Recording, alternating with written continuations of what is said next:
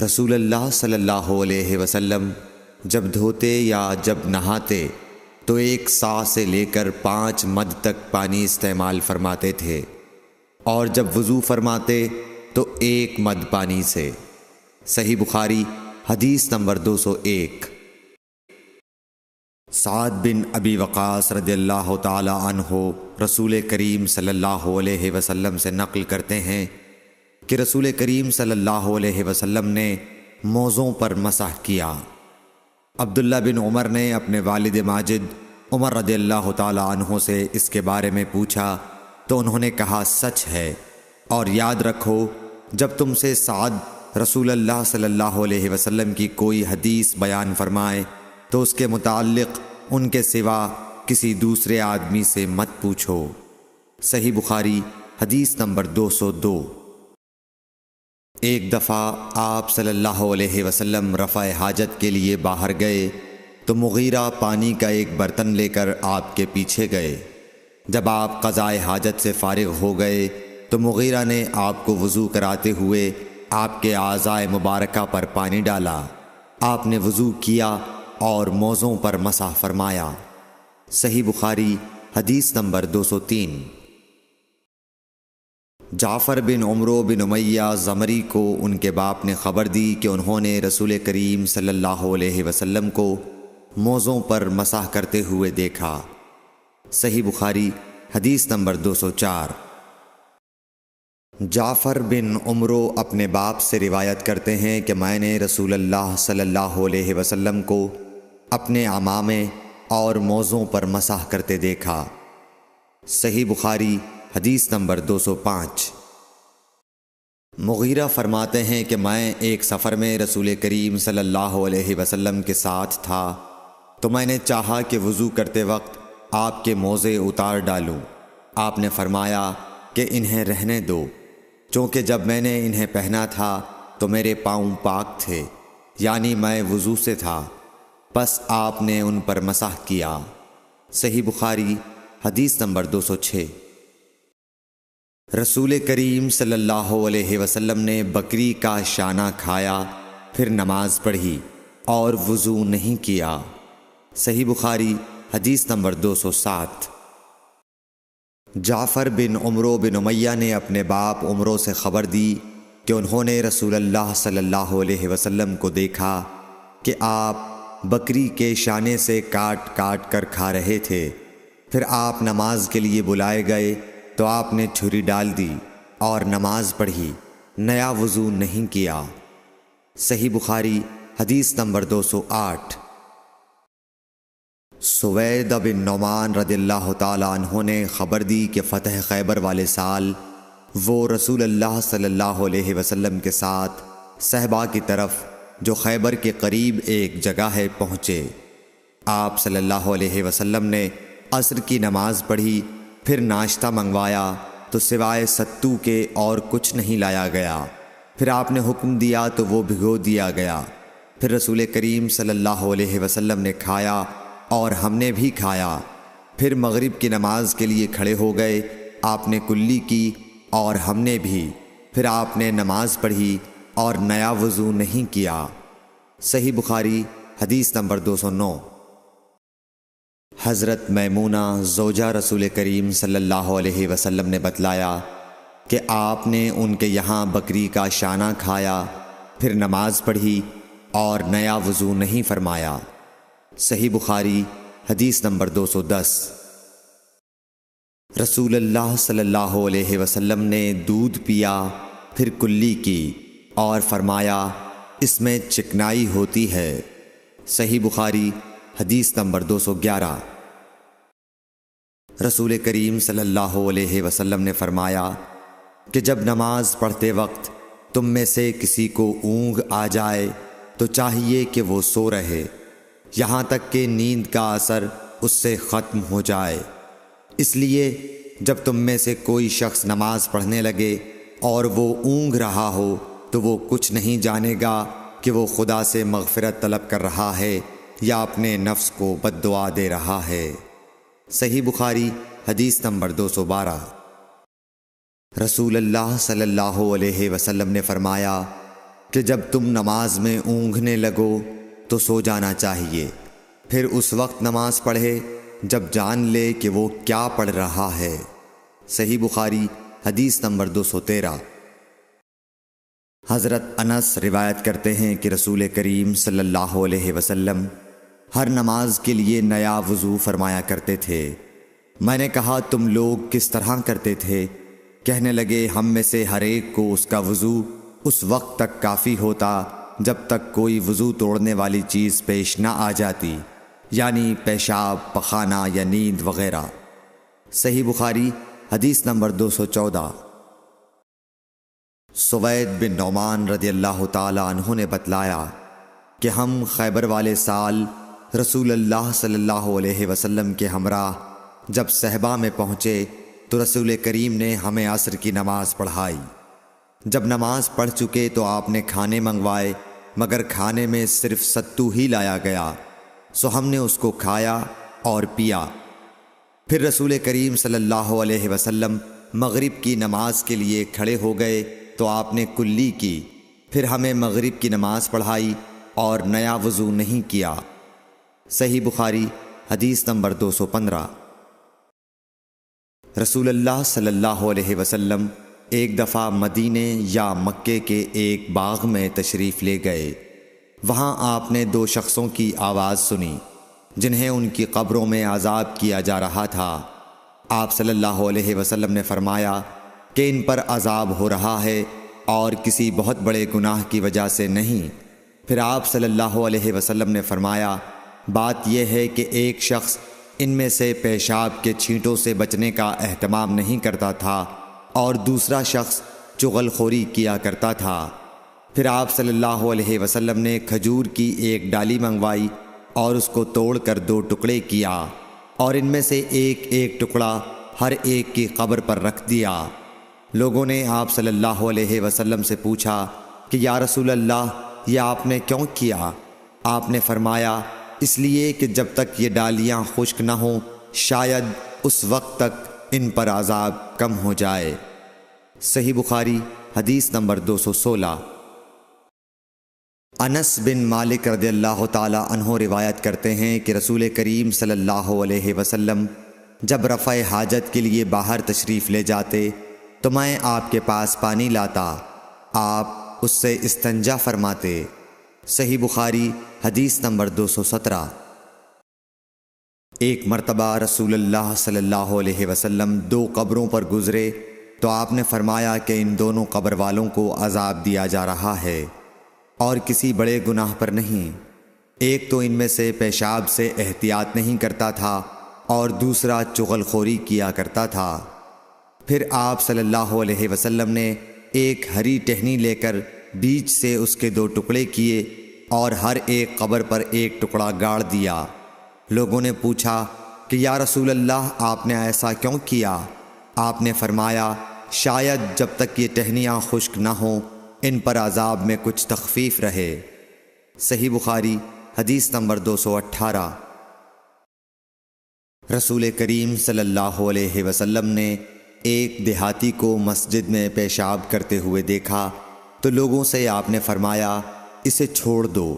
جب وہ فارغ ہو گیا تو پانی منگوا کر آپ نے اس جگہ بہا دیا۔ صحیح بخاری حدیث نمبر 219۔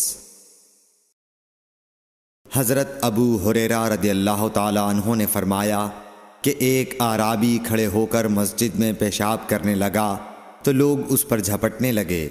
یہ دیکھ کر رسول کریم صلی اللہ علیہ وسلم نے لوگوں سے فرمایا کہ اسے چھوڑ دو اور اس کے پیشاب پر پانی کا بھرا ہوا ڈول یا کچھ کم بھرا ہوا ڈول بہا دو، کیونکہ تم نرمی کے لیے بھیجے گئے ہو، سختی کے لیے نہیں۔ صحیح بخاری حدیث نمبر 220۔ ایک دیہاتی شخص آیا اور اس نے مسجد کے ایک کونے میں پیشاب کر دیا۔ لوگوں نے اس کو منع کیا تو رسول کریم صلی اللہ علیہ وسلم نے انہیں روک دیا۔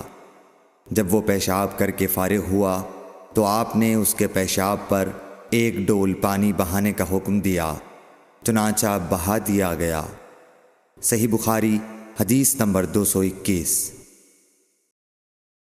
رسول کریم صلی اللہ علیہ وسلم کے پاس ایک بچہ لایا گیا۔ اس نے آپ کے کپڑے پر پیشاب کر دیا۔ آپ نے پانی منگایا اور اس پر بہا دیا۔ صحیح بخاری حدیث نمبر 222۔ ام قیس بنت محسن نامی ایک خاتون رسول کریم صلی اللہ علیہ وسلم کی خدمت اقدس میں اپنا چھوٹا بچہ لے کر آئیں، جو کھانا نہیں کھاتا تھا، یعنی شیر خوار تھا۔ رسول کریم صلی اللہ علیہ وسلم نے اسے اپنی گود میں بٹھا لیا۔ اس بچے نے آپ کے کپڑے پر پیشاب کر دیا۔ آپ صلی اللہ علیہ وسلم نے پانی منگا کر کپڑے پر چھڑک دیا اور اسے نہیں دھویا۔ صحیح بخاری حدیث نمبر 223۔ حذیفہ رضی اللہ تعالی عنہ روایت کرتے ہیں کہ نبی کریم صلی اللہ علیہ وسلم کسی قوم کی کوڑی پر تشریف لائے، بس آپ صلی اللہ علیہ وسلم نے وہاں کھڑے ہو کر پیشاب کیا، پھر پانی منگایا۔ میں آپ صلی اللہ علیہ وسلم کے پاس پانی لے کر آیا تو آپ نے وضو فرمایا۔ صحیح بخاری حدیث نمبر 224۔ حذیفہ رضی اللہ تعالی عنہ کہتے ہیں کہ ایک مرتبہ میں اور رسول کریم صلی اللہ علیہ وسلم جا رہے تھے کہ ایک قوم کی کوڑی پر جو ایک دیوار کے پیچھے تھی پہنچے، تو آپ اس طرح کھڑے ہو گئے جس طرح ہم تم میں سے کوئی شخص کھڑا ہوتا ہے۔ پھر آپ نے پیشاب کیا اور میں ایک طرف ہٹ گیا۔ تب آپ نے مجھے اشارہ کیا تو میں آپ کے پاس پردے کی غرض سے آپ کی ایڑیوں کے قریب کھڑا ہو گیا، یہاں تک کہ آپ پیشاب سے فارغ ہو گئے۔ بوقت ضرورت ایسا بھی کیا جا سکتا ہے۔ صحیح بخاری حدیث نمبر 225۔ ابو موسیٰ اشعری پیشاب کے بارے میں سختی سے کام لیتے تھے اور کہتے تھے کہ بنی اسرائیل میں جب کسی کے کپڑے کو پیشاب لگ جاتا تو اسے کاٹ ڈالتے۔ ابو حذیفہ کہتے ہیں کہ کاش وہ اپنے اس تشدد سے رک جاتے، کیونکہ رسول اللہ صلی اللہ علیہ وسلم کسی قوم کی کوڑی پر تشریف لائے اور آپ نے وہاں کھڑے ہو کر پیشاب کیا۔ صحیح بخاری حدیث نمبر 226۔ ایک عورت نے رسول کریم صلی اللہ علیہ وسلم کی خدمت میں حاضر ہو کر عرض کی، حضور فرمائیے ہم میں سے کسی عورت کو کپڑے میں حیض آ جائے تو وہ کیا کرے؟ آپ نے فرمایا کہ پہلے اسے کھرچے، پھر پانی سے رگڑے اور پانی سے دھو ڈالے اور اسی کپڑے میں نماز پڑھ لے۔ صحیح بخاری حدیث نمبر 227۔ ابو حبیش کی بیٹی فاطمہ رسول اللہ صلی اللہ علیہ وسلم کی خدمت میں حاضر ہوئی اور اس نے کہا کہ میں ایک ایسی عورت ہوں جسے استحاضہ کی بیماری ہے، اس لیے میں پاک نہیں رہتی، تو کیا میں نماز چھوڑ دوں؟ آپ نے فرمایا نہیں، یہ ایک رگ کا خون ہے، حیض نہیں ہے، تو جب تجھے حیض آئے تو نماز چھوڑ دے، اور جب یہ دن گزر جائیں تو اپنے بدن اور کپڑے سے خون کو دھو ڈال، پھر نماز پڑھ۔ ہشام کہتے ہیں کہ میرے باپ عروہ نے کہا کہ حضور نے یہ بھی فرمایا کہ پھر ہر نماز کے لیے وضو کر، یہاں تک کہ وہی حیض کا وقت پھر آ جائے۔ صحیح بخاری حدیث نمبر 228۔ حضرت عائشہ رضی اللہ تعالی عنہا فرماتی ہیں کہ میں رسول کریم صلی اللہ علیہ وسلم کے کپڑے سے جنابت کو دھوتی تھی، پھر اس کو پہن کر آپ نماز کے لیے تشریف لے جاتے اور پانی کے دھبے آپ کے کپڑے میں ہوتے تھے۔ صحیح بخاری حدیث نمبر 229۔ حضرت عائشہ رضی اللہ تعالی عنہا سے اس منی کے بارے میں پوچھا گیا جو کپڑے کو لگ جائے، تو انہوں نے فرمایا کہ میں منی کو رسول کریم صلی اللہ علیہ وسلم کے کپڑے سے دھو ڈالتی تھی، پھر آپ نماز کے لیے باہر تشریف لے جاتے اور دھونے کا نشان یعنی پانی کے دھبے آپ کے کپڑے میں باقی ہوتے۔ صحیح بخاری حدیث نمبر 230۔ حضرت عائشہ رضی اللہ تعالی عنہا نے فرمایا کہ میں رسول کریم صلی اللہ علیہ وسلم کے کپڑے سے منی کو دھو ڈالتی تھی، پھر آپ نماز کے لیے باہر نکلتے اور دھونے کا نشان یعنی پانی کے دھبے کپڑے میں ہوتے۔ صحیح بخاری حدیث نمبر 231۔ حضرت عائشہ رضی اللہ تعالی عنہا رسول کریم صلی اللہ علیہ وسلم کے کپڑے سے منی کو دھو ڈالتی تھیں۔ وہ فرماتی ہیں کہ پھر کبھی میں ایک دھبہ یا کئی دھبے دیکھتی تھی۔ صحیح بخاری حدیث نمبر 232۔ کچھ لوگ اوقل یا اورینا قبیلوں کے مدینے میں آئے اور بیمار ہو گئے۔ رسول اللہ صلی اللہ علیہ وسلم نے انہیں لقاح میں جانے کا حکم دیا اور فرمایا کہ وہاں اونٹوں کا دودھ اور پیشاب پئیں۔ چنانچہ وہ لقاح چلے گئے، اور جب اچھے ہو گئے تو رسول کریم صلی اللہ علیہ وسلم کے چرواہے کو قتل کر کے وہ جانوروں کو ہانک کر لے گئے۔ الصبح رسول کریم صلی اللہ علیہ وسلم کے پاس اس واقعے کی خبر آئی تو آپ نے ان کے پیچھے آدمی دوڑائے۔ دن چڑھے وہ حضور صلی اللہ علیہ وسلم کی خدمت میں پکڑ کر لائے گئے۔ آپ کے حکم کے مطابق ان کے ہاتھ پاؤں کاٹ دیے گئے اور آنکھوں میں گرم سلاخیں پھیر دی گئیں اور مدینے کی پتھریلی زمین میں ڈال دیے گئے۔ پیاس کی شدت سے وہ پانی مانگتے تھے مگر انہیں پانی نہیں دیا جاتا تھا۔ ابو قلابہ نے ان کے جرم کی سنگینی ظاہر کرتے ہوئے کہا کہ ان لوگوں نے چوری کی اور چرواہوں کو قتل کیا اور آخر ایمان سے پھر گئے اور اللہ اور اس کے رسول سے جنگ کی۔ صحیح بخاری حدیث نمبر 233۔ رسول اللہ صلی اللہ علیہ وسلم مسجد کی تعمیر سے پہلے نماز بکریوں کے باڑے میں پڑھ لیا کرتے تھے۔ صحیح بخاری حدیث نمبر 234۔ رسول کریم صلی اللہ علیہ وسلم سے چوہے کے بارے میں پوچھا گیا جو گھی میں گر گیا تھا۔ فرمایا اس کو نکال دو اور اس کے آس پاس کے گھی کو نکال پھینکو اور اپنا باقی گھی استعمال کرو۔ صحیح بخاری حدیث نمبر 235۔ رسول کریم صلی اللہ علیہ وسلم سے چوہے کے بارے میں دریافت کیا گیا جو گھی میں گر گیا تھا۔ آپ نے فرمایا کہ اس چوہے کو اور اس کے آس پاس کے گھی کو نکال کر پھینک دو۔ صحیح بخاری حدیث نمبر 236۔ رسول اللہ صلی اللہ علیہ وسلم نے فرمایا ہر زخم جو اللہ کی راہ میں مسلمان کو لگے وہ قیامت کے دن اسی حالت میں ہوگا جس طرح وہ لگا تھا۔ اس میں سے خون بہتا ہوگا جس کا رنگ تو خون سا ہوگا اور خوشبو مشک کی سی ہوگی۔ صحیح بخاری حدیث نمبر 237۔ رسول کریم صلی اللہ علیہ وسلم نے فرمایا کہ ہم لوگ دنیا میں پچھلے زمانے میں آئے ہیں مگر آخرت میں سب سے آگے ہیں۔ صحیح بخاری حدیث نمبر 238۔ رسول اللہ صلی اللہ علیہ وسلم نے فرمایا کہ تم میں سے کوئی ٹھہرے ہوئے پانی میں جو جاری نہ ہو پیشاب نہ کرے پھر اسی میں غسل کرنے لگے، یعنی یہ ادب اور نظافت کے خلاف ہے کہ اسی پانی میں پیشاب کرنا اور پھر اسی سے غسل کرنا۔ صحیح بخاری حدیث نمبر 239۔ ایک دفعہ رسول کریم صلی اللہ علیہ وسلم کعبہ شریف میں سجدے میں تھے۔ ایک دوسری سند سے رسول اللہ صلی اللہ علیہ وسلم کعبے کے نزدیک نماز پڑھ رہے تھے اور ابو جہل اور اس کے ساتھی بھی وہیں بیٹھے ہوئے تھے۔ تو ان میں سے ایک نے دوسرے سے کہا کہ تم میں سے کوئی شخص ہے جو قبیلے کی جو اونٹنی ذبح ہوئی ہے اس کی اوجڑی اٹھا لائے اور لا کر جب محمد صلی اللہ علیہ وسلم سجدے میں جائیں تو ان کی پیٹھ پر رکھ دے۔ یہ سن کر ان میں سے ایک سب سے زیادہ بدبخت آدمی اٹھا اور وہ اوجڑی لے کر آیا اور دیکھتا رہا۔ جب آپ نے سجدہ کیا تو اس نے اس اوجڑی کو آپ کے دونوں کندھوں کے درمیان رکھ دیا۔ عبداللہ بن مسعود کہتے ہیں میں یہ سب کچھ دیکھ رہا تھا مگر کچھ نہ کر سکتا تھا، کاش اس وقت مجھے روکنے کی طاقت ہوتی۔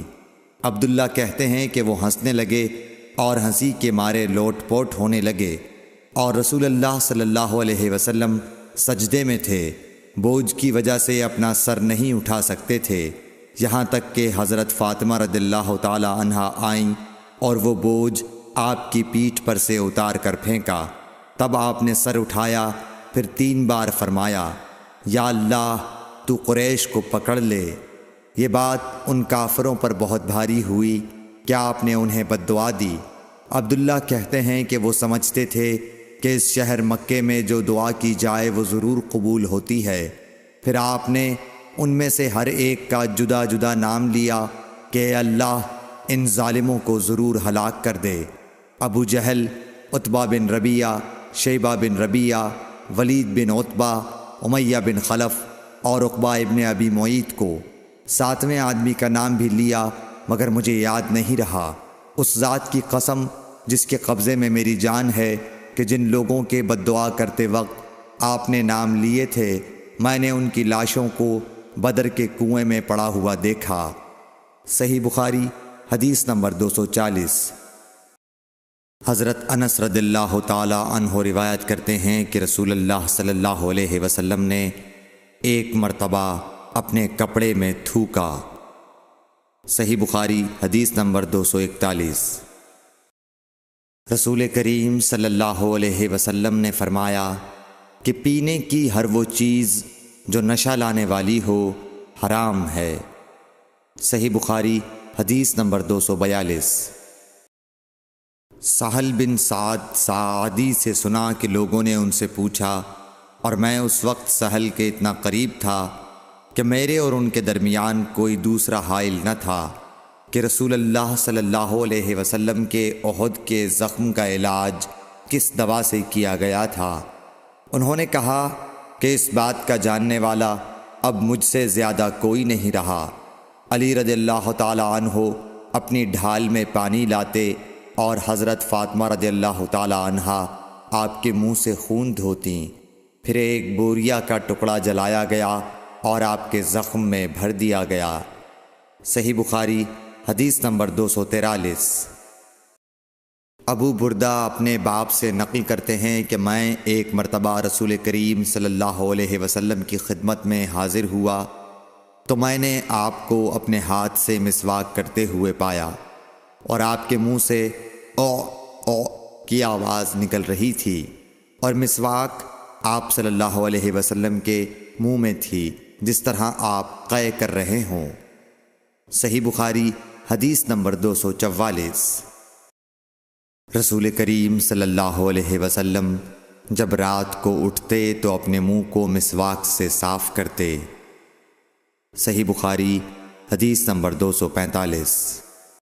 رسول کریم صلی اللہ علیہ وسلم نے فرمایا کہ میں نے دیکھا کہ خواب میں مسواک کر رہا ہوں تو میرے پاس 2 آدمی آئے، ایک ان میں سے دوسرے سے بڑا تھا، تو میں نے چھوٹے کو مسواک دے دی، پھر مجھ سے کہا گیا کہ بڑے کو دو، تب میں نے ان میں سے بڑے کو دی۔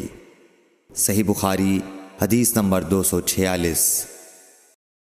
رسول اللہ صلی اللہ علیہ وسلم نے فرمایا کہ جب تم اپنے بستر پر لیٹنے آؤ تو اس طرح وضو کرو جس طرح نماز کے لیے کرتے ہو، پھر داہنی کروٹ پر لیٹ کر یوں کہو، اے اللہ میں نے اپنا چہرہ تیری طرف جھکا دیا، اپنا معاملہ تیرے ہی سپرد کر دیا، میں نے تیرے ثواب کی توقع اور تیرے عذاب کے ڈر سے تجھے ہی پشت پناہ بنا لیا، تیرے سوا کہیں پناہ اور نجات کی جگہ نہیں۔ اے اللہ جو کتاب تو نے نازل کی میں اس پر ایمان لایا، جو نبی تو نے بھیجا میں اس پر ایمان لایا، تو اگر اس حالت میں اسی رات مر گیا تو فطرت پر مرے گا، اور اس دعا کو سب باتوں کے آخر میں پڑھ۔ حضرت برا کہتے ہیں کہ میں نے رسول اللہ صلی اللہ علیہ وسلم کے سامنے اس دعا کو دوبارہ پڑھا، جب آمنت بکتابک الذی انزلت پر پہنچا تو میں نے ورسولک کا لفظ کہہ دیا۔ آپ نے فرمایا نہیں، یوں کہو ونبیک الذی ارسلت۔ صحیح بخاری حدیث نمبر 247۔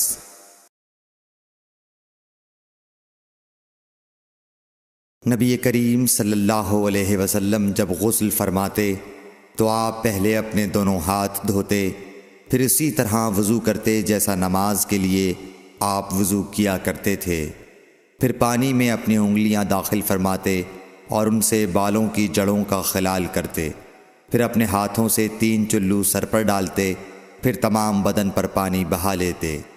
صحیح بخاری حدیث نمبر 248۔ حضرت میمونہ رضی اللہ تعالی عنہا نبی کریم صلی اللہ علیہ وسلم کی زوجہ مطہرہ نے بتلایا کہ نبی کریم صلی اللہ علیہ وسلم نے نماز کے وضو کی طرح ایک مرتبہ وضو کیا، البتہ پاؤں نہیں دھوئے، پھر اپنی شرمگاہ کو دھویا اور جہاں کہیں بھی نجاست لگ گئی تھی اس کو دھویا، پھر اپنے اوپر پانی بہا لیا، پھر پہلی جگہ سے ہٹ کر اپنے دونوں پاؤں کو دھویا۔ آپ کا غسل جنابت اسی طرح ہوا کرتا تھا۔ صحیح بخاری حدیث نمبر 249۔ حضرت عائشہ رضی اللہ تعالی عنہا نے بتلایا کہ میں اور نبی کریم صلی اللہ علیہ وسلم ایک ہی برتن میں غسل کیا کرتے تھے، اس برتن کو فرق کہا جاتا تھا۔ صحیح بخاری حدیث نمبر 250۔ ابو سلمہ اور حضرت عائشہ رضی اللہ تعالی عنہا کے بھائی حضرت عائشہ رضی اللہ تعالی عنہا کی خدمت میں گئے۔ ان کے بھائی نے نبی کریم صلی اللہ علیہ وسلم کے غسل کے بارے میں سوال کیا تو آپ نے سا جیسا ایک برتن منگوایا، پھر غسل کیا اور اپنے اوپر پانی بہایا۔ اس وقت ہمارے درمیان اور ان کے درمیان پردہ حائل تھا۔ صحیح بخاری حدیث نمبر 251۔ ابو جعفر محمد باقر نے بیان کیا کہ وہ اور ان کے والد جناب زین العابدین جابر بن عبداللہ کے پاس تھے اور کچھ اور لوگ بھی بیٹھے ہوئے تھے۔ ان لوگوں نے آپ سے غسل کے بارے میں پوچھا تو آپ نے فرمایا کہ 1 سا کافی ہے۔ اس پر ایک شخص بولا، یہ مجھے تو کافی نہ ہوگا۔ حضرت جابر رضی اللہ تعالیٰ عنہ نے فرمایا کہ یہ ان کے لیے کافی ہوتا تھا جن کے بال تم سے زیادہ تھے اور جو تم سے بہتر تھے، یعنی رسول اللہ صلی اللہ علیہ وسلم۔ پھر حضرت جابر رضی اللہ تعالیٰ عنہ نے صرف ایک کپڑا پہن کر ہمیں نماز پڑھائی۔ صحیح بخاری حدیث نمبر 252۔ نبی کریم صلی اللہ علیہ وسلم اور حضرت میمونہ رضی اللہ تعالیٰ عنہا ایک برتن میں غسل کر لیتے تھے۔ صحیح بخاری حدیث نمبر 253۔ رسول اللہ صلی اللہ علیہ وسلم نے فرمایا، میں تو اپنے سر پر 3 مرتبہ پانی بہاتا ہوں، اور آپ صلی اللہ علیہ وسلم نے اپنے دونوں ہاتھوں سے اشارہ کیا۔ صحیح بخاری حدیث نمبر 254۔ جابر بن عبداللہ رضی اللہ تعالی عنہ نے فرمایا کہ نبی اکرم صلی اللہ علیہ وسلم اپنے سر پر 3 مرتبہ پانی بہاتے تھے۔ صحیح بخاری حدیث نمبر 255۔ جابر بن عبداللہ نے بیان کیا کہ میرے پاس تمہارے چچا کے بیٹے، ان کے مراد حسن بن محمد ابن حنفیہ سے تھی، آئے۔ انہوں نے پوچھا کہ جنابت کے غسل کا کیا طریقہ ہے؟ میں نے کہا، نبی کریم صلی اللہ علیہ وسلم 3 چلو پانی لیتے اور ان کو اپنے سر پر بہاتے تھے، پھر اپنے تمام بدن پر پانی بہاتے تھے۔ حسن نے اس پر کہا کہ میں تو بہت بالوں والا آدمی ہوں۔ میں نے جواب دیا کہ نبی کریم صلی اللہ علیہ وسلم کے بال تم سے زیادہ تھے۔ صحیح بخاری حدیث نمبر 256۔ ام المومنین میمونہ رضی اللہ تعالی عنہا نے فرمایا کہ میں نے نبی کریم صلی اللہ علیہ وسلم کے لیے غسل کا پانی رکھا تو آپ نے اپنے ہاتھ 2 مرتبہ یا 3 مرتبہ دھوئے، پھر پانی اپنے بائیں ہاتھ میں لے کر اپنی شرمگاہ کو دھویا، پھر زمین پر ہاتھ رگڑا، اس کے بعد کلی کی اور ناک میں پانی ڈالا اور اپنے چہرے اور ہاتھوں کو دھویا، پھر اپنے سارے بدن پر پانی بہا لیا اور اپنی جگہ سے ہٹ کر دونوں پاؤں دھوئے۔ صحیح بخاری حدیث نمبر 257۔ نبی کریم صلی اللہ علیہ وسلم جب غسل جنابت کرنا چاہتے تو حلاب کی طرح ایک چیز منگاتے، پھر پانی کا چلو اپنے ہاتھ میں لیتے اور سر کے داہنے حصے سے غسل کی ابتدا کرتے، پھر بائیں حصے کا غسل کرتے، پھر اپنے دونوں ہاتھوں کو سر کے بیچ میں لگاتے تھے۔ صحیح بخاری حدیث نمبر 258۔ ام المومنین میمونہ رضی اللہ تعالی عنہا نے بیان فرمایا کہ میں نے نبی اکرم صلی اللہ علیہ وسلم کے لیے غسل کا پانی رکھا تو پہلے آپ نے پانی کو دائیں ہاتھ سے بائیں پر گرایا، اس طرح اپنے دونوں ہاتھوں کو دھویا، پھر اپنی شرمگاہ کو دھویا، پھر اپنے ہاتھ کو زمین پر رگڑ کر اسے مٹی سے ملا اور دھویا، پھر کلی کی اور ناک میں پانی ڈالا، پھر اپنے چہرے کو دھویا اور اپنے سر پر پانی بہایا، پھر ایک طرف ہو کر دونوں پاؤں دھوئے، پھر آپ کو رومال دیا گیا لیکن آپ نے اس سے پانی کو خشک نہیں کیا۔ صحیح بخاری حدیث نمبر 259۔ نبی کریم صلی اللہ علیہ وسلم نے غسل جنابت کیا تو پہلے اپنی شرمگاہ کو اپنے ہاتھ سے دھویا، پھر ہاتھ کو دیوار پر رگڑ کر دھویا، پھر نماز کی طرح وضو کیا، اور جب آپ اپنے غسل سے فارغ ہو گئے تو دونوں پاؤں دھوئے۔ صحیح بخاری حدیث نمبر 260۔ حضرت عائشہ رضی اللہ تعالی عنہا نے فرمایا کہ میں اور نبی کریم صلی اللہ علیہ وسلم ایک برتن میں اس طرح غسل کرتے تھے کہ ہمارے ہاتھ باری باری اس میں پڑتے تھے۔ صحیح بخاری حدیث نمبر 261۔ حضرت عائشہ رضی اللہ تعالی عنہا نے فرمایا کہ جب رسول اللہ صلی اللہ علیہ وسلم غسل جنابت فرماتے تو پہلے اپنا ہاتھ دھوتے۔ صحیح بخاری حدیث نمبر 262۔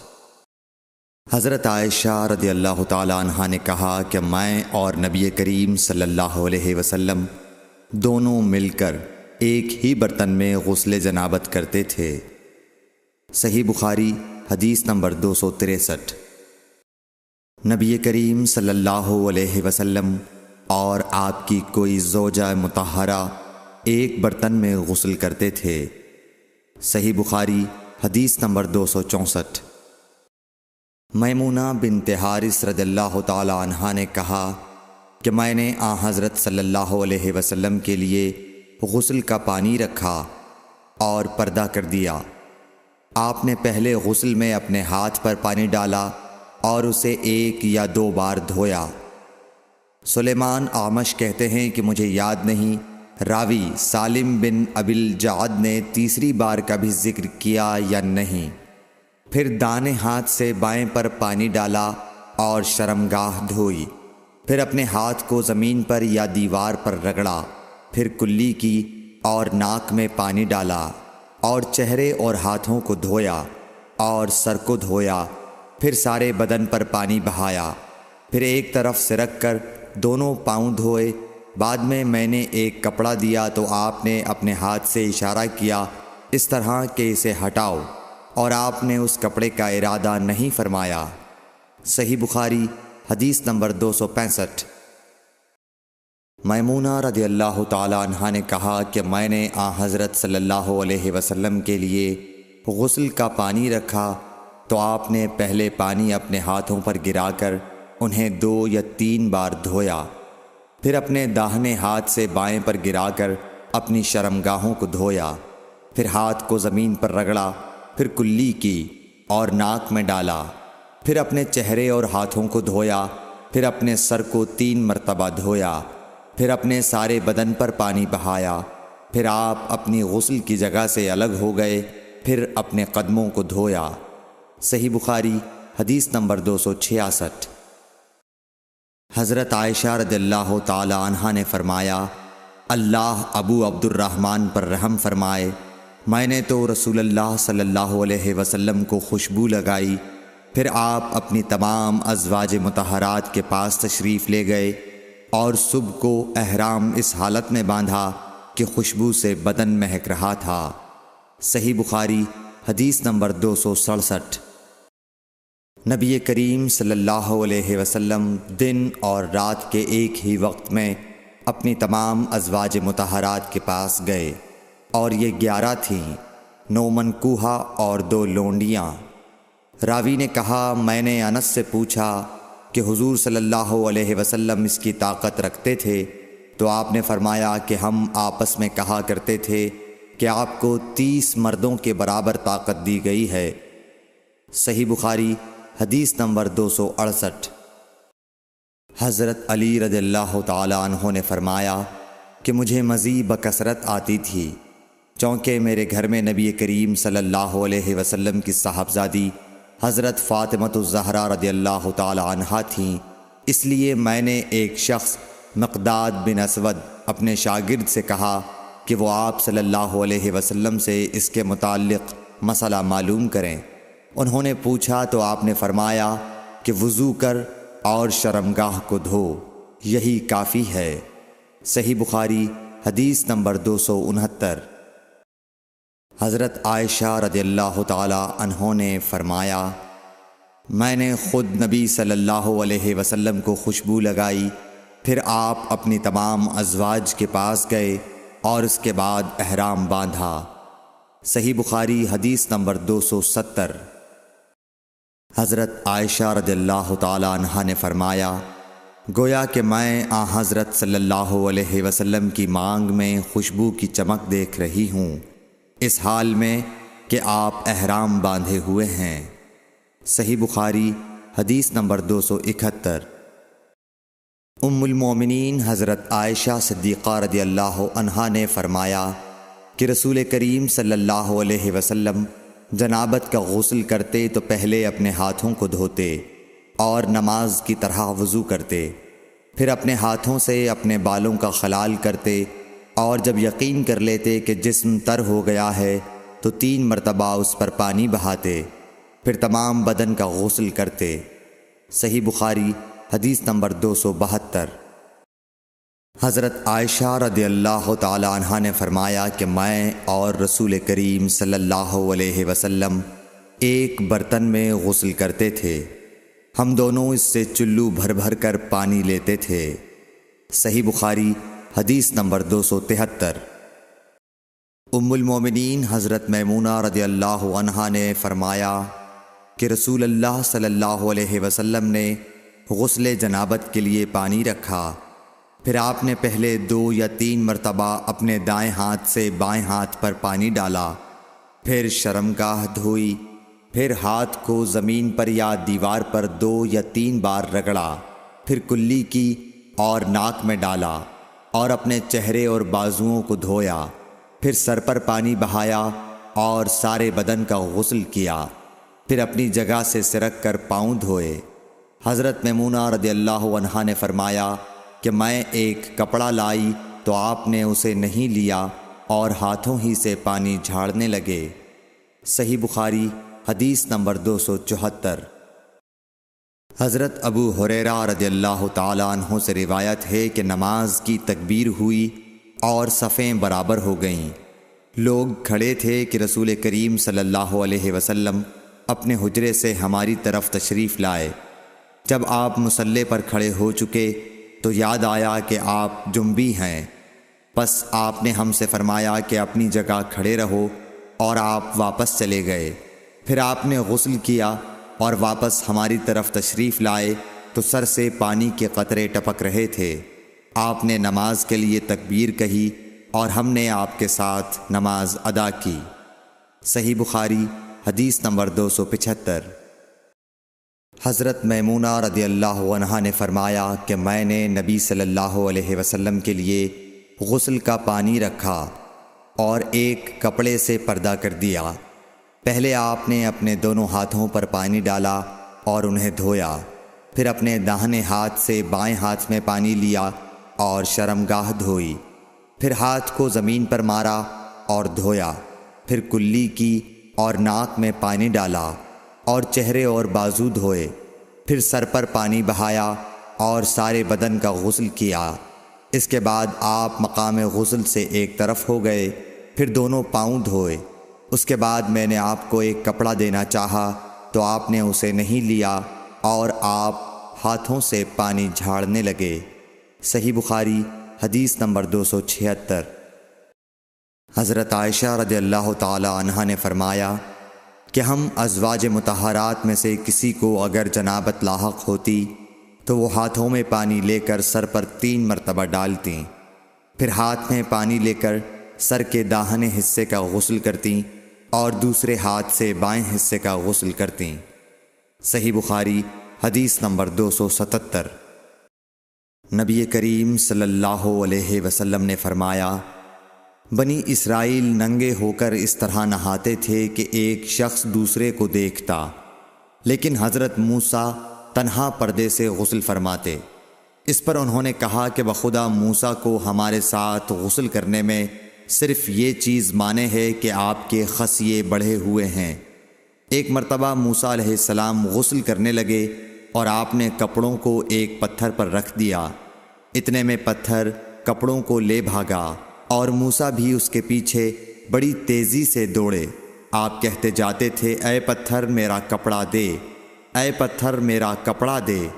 اس عرصے میں بنی اسرائیل نے موسیٰ علیہ السلام کو ننگا دیکھ لیا اور کہنے لگے کہ بخدا موسیٰ کو کوئی بیماری نہیں، اور موسیٰ علیہ السلام نے کپڑا لیا اور پتھر کو مارنے لگے۔ ابو ہریرہ رضی اللہ تعالیٰ عنہ نے کہا کہ بخدا اس پتھر پر 6 یا 7 مار کے نشان باقی ہیں۔ صحیح بخاری حدیث نمبر 278۔ نبی کریم صلی اللہ علیہ وسلم نے فرمایا، ایک بار ایوب علیہ السلام ننگے غسل فرما رہے تھے کہ سونے کی ٹڈیاں آپ پر گرنے لگیں۔ حضرت ایوب علیہ السلام انہیں اپنے کپڑے میں سمیٹنے لگے۔ اتنے میں ان کے رب نے انہیں پکارا کہ اے ایوب، کیا میں نے تمہیں اس چیز سے بے نیاز نہیں کر دیا جسے تم دیکھ رہے ہو؟ ایوب علیہ السلام نے جواب دیا، ہاں تیری بزرگی کی قسم، لیکن تیری برکت سے میرے لیے بے نیازی کیوں کر ممکن ہے۔ صحیح بخاری حدیث نمبر 279۔ ام ہانی بنت ابی طالب کو یہ کہتے سنا کہ میں فتح مکہ کے دن رسول اللہ صلی اللہ علیہ وسلم کی خدمت میں حاضر ہوئی تو میں نے دیکھا کہ آپ غسل فرما رہے ہیں اور فاطمہ رضی اللہ تعالی عنہ نے پردہ کر رکھا ہے۔ نبی اکرم صلی اللہ علیہ وسلم نے پوچھا، یہ کون ہیں؟ میں نے عرض کیا کہ میں ام ہانی ہوں۔ صحیح بخاری حدیث نمبر 280۔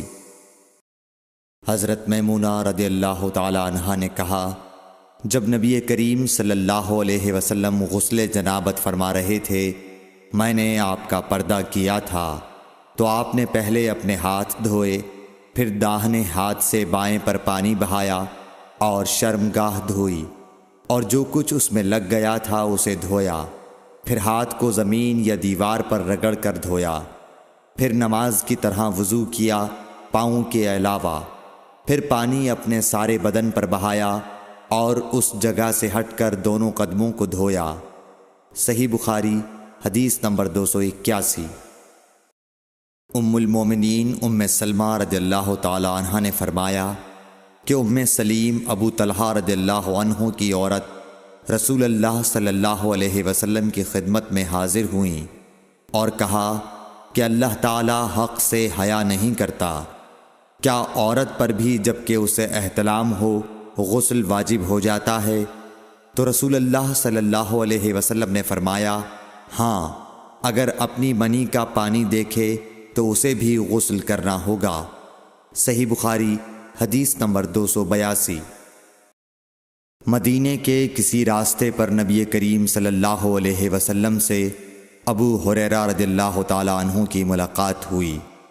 اس وقت ابو ہریرہ جنابت کی حالت میں تھے۔ ابو ہریرہ رضی اللہ تعالی عنہ نے کہا کہ میں پیچھے رہ کر لوٹ گیا اور غسل کر کے واپس آیا تو رسول اللہ صلی اللہ علیہ وسلم نے دریافت فرمایا کہ اے ابو ہریرہ کہاں چلے گئے تھے؟ انہوں نے جواب دیا کہ میں جنابت کی حالت میں تھا، اس لیے میں نے آپ کے ساتھ بغیر غسل کے بیٹھنا برا جانا۔ آپ صلی اللہ علیہ وسلم نے ارشاد فرمایا، سبحان اللہ، مومن ہرگز نجس نہیں ہو سکتا۔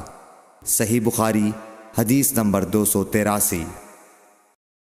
نبی صلی اللہ علیہ وسلم اپنی تمام ازواج کے پاس ایک ہی رات میں تشریف لے گئے۔ اس وقت آپ کے ازواج میں 9 بیویاں تھیں۔ صحیح بخاری حدیث نمبر 284۔ ابو ہریرہ رضی اللہ تعالی عنہ نے کہا کہ میری ملاقات رسول اللہ صلی اللہ علیہ وسلم سے ہوئی۔ اس وقت میں جنبی تھا، آپ نے میرا ہاتھ پکڑ لیا اور میں آپ کے ساتھ چلنے لگا۔ آخر آپ ایک جگہ بیٹھ گئے اور میں آہستہ سے اپنے گھر آیا اور غسل کر کے حاضر خدمت ہوا۔ آپ ابھی بیٹھے ہوئے تھے۔ آپ نے دریافت فرمایا، اے ابو ہریرہ، کہاں چلے گئے تھے؟ میں نے واقعہ بیان کیا تو آپ صلی اللہ علیہ وسلم نے فرمایا، سبحان اللہ، مومن تو نجس نہیں ہوتا۔ صحیح بخاری حدیث نمبر 285۔ ہم سے ابو نعیم نے بیان کیا، کہا ہم سے حشام اور شیبان نے، وہ یحییٰ سے، وہ ابو سلمہ سے، کہا میں نے عائشہ رضی اللہ تعالی عنہا سے پوچھا کہ کیا نبی کریم صلی اللہ علیہ وسلم جنابت کی حالت میں گھر میں سوتے تھے؟ کہا ہاں، لیکن وضو کر لیتے تھے۔ صحیح بخاری حدیث نمبر 286۔ عمر بن خطاب رضی اللہ تعالیٰ عنہ نے رسول اللہ صلی اللہ علیہ وسلم سے پوچھا کہ کیا ہم میں سے کوئی جنابت کی حالت میں سو سکتا ہے؟ فرمایا ہاں، وضو کر کے جنابت کی حالت میں بھی سو سکتے ہو۔ صحیح بخاری حدیث نمبر 287۔ حضرت عائشہ رضی اللہ تعالی عنہا نے فرمایا کہ نبی کریم صلی اللہ علیہ وسلم جب جنابت کی حالت میں ہوتے اور سونے کا ارادہ کرتے تو شرمگاہ کو دھو لیتے اور نماز کی طرح وضو کرتے۔ صحیح بخاری حدیث نمبر 288۔ حضرت عمر رضی اللہ تعالی عنہ نے نبی کریم صلی اللہ علیہ وسلم سے دریافت کیا کہ کیا ہم جنابت کی حالت میں سو سکتے ہیں؟ آپ نے فرمایا ہاں، لیکن وضو کر کے۔ صحیح بخاری حدیث نمبر 289۔ حضرت عمر رضی اللہ تعالی عنہ نے رسول اللہ صلی اللہ علیہ وسلم سے عرض کی کہ رات میں انہیں غسل کی ضرورت ہو جایا کرتی ہے۔ رسول اللہ صلی اللہ علیہ وسلم نے فرمایا کہ وضو کر لیا کر اور شرمگاہ کو دھو کر سو جا۔ صحیح بخاری حدیث نمبر 290۔ نبی کریم صلی اللہ علیہ وسلم نے فرمایا کہ جب مرد عورت کے چہار زانوں میں بیٹھ گیا اور اس کے ساتھ جماع کے لیے کوشش کی تو غسل واجب ہو گیا۔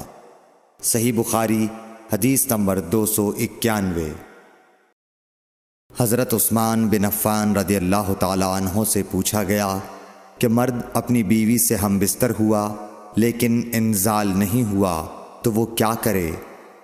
حضرت عثمان رضی اللہ تعالی عنہ نے فرمایا کہ نماز کی طرح وضو کر لے اور ذکر کو دھو لے۔ اور حضرت عثمان رضی اللہ تعالی عنہ نے فرمایا کہ میں نے رسول اللہ صلی اللہ علیہ وسلم سے یہ بات سنی ہے۔ صحیح بخاری حدیث نمبر 292۔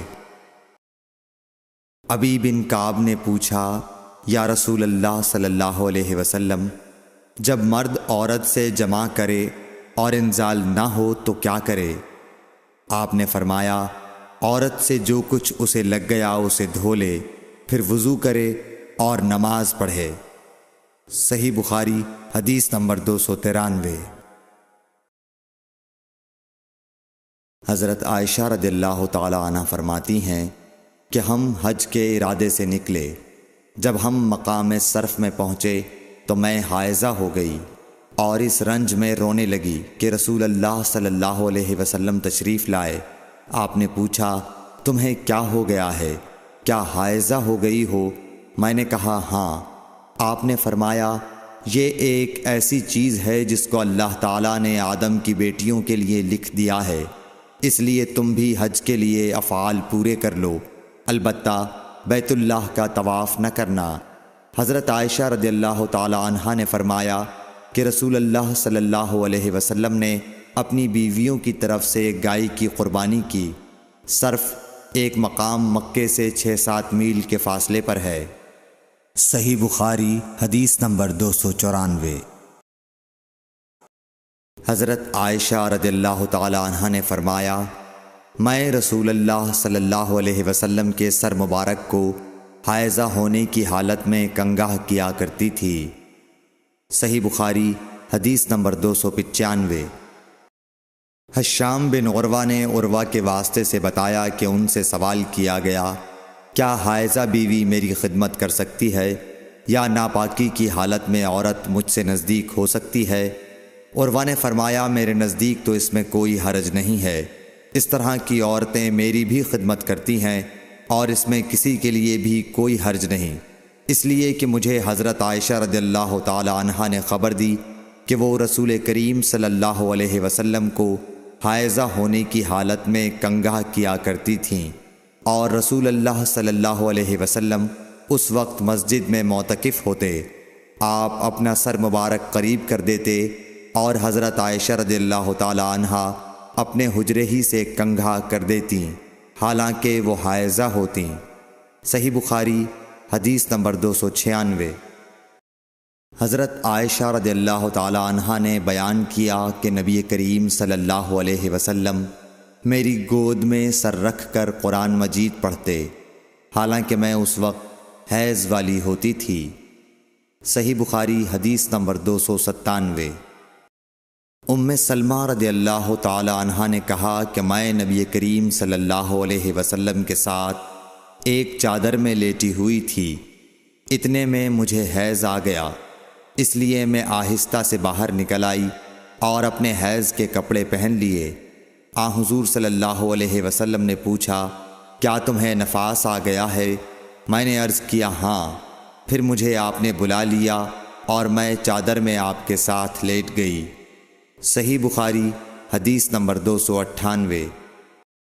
حضرت عائشہ رضی اللہ تعالی عنہا نے فرمایا میں اور نبی کریم صلی اللہ علیہ وسلم ایک ہی برتن میں غسل کرتے تھے، حالانکہ دونوں جنبی ہوتے۔ صحیح بخاری حدیث نمبر 299۔ حضرت عائشہ رضی اللہ تعالی عنہا نے فرمایا کہ آپ مجھے حکم فرماتے، پس میں ازار باندھ لیتی، پھر آپ میرے ساتھ مباشرت کرتے، اس وقت میں حائضہ ہوتی۔ صحیح بخاری حدیث نمبر 300۔